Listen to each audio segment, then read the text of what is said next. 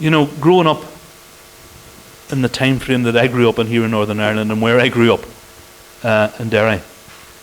Derry was not exactly a quiet place whenever I grew up in the Troubles during the 70s, you know.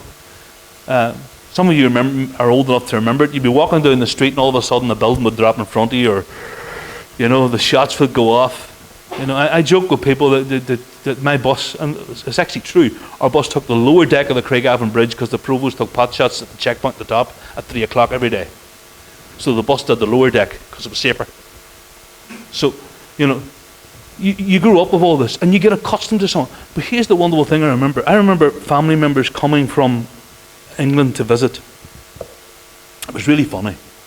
Bill will know where I'm talking about. There's a street in the village where I'm from, and it's called Foyle Crescent. And this street had all these hedges on it and houses.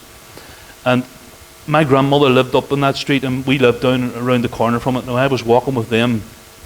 I can't remember if it was from my house or to my house, from my grandmother's.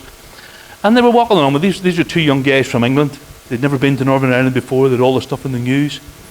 So I'm looking, where are you two at? Every few yards they were hiding behind hedges in case they get shot.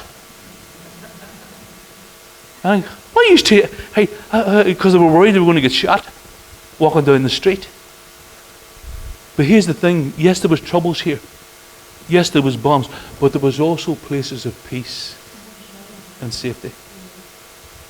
You see, God also provides peace and safety in the midst of trouble.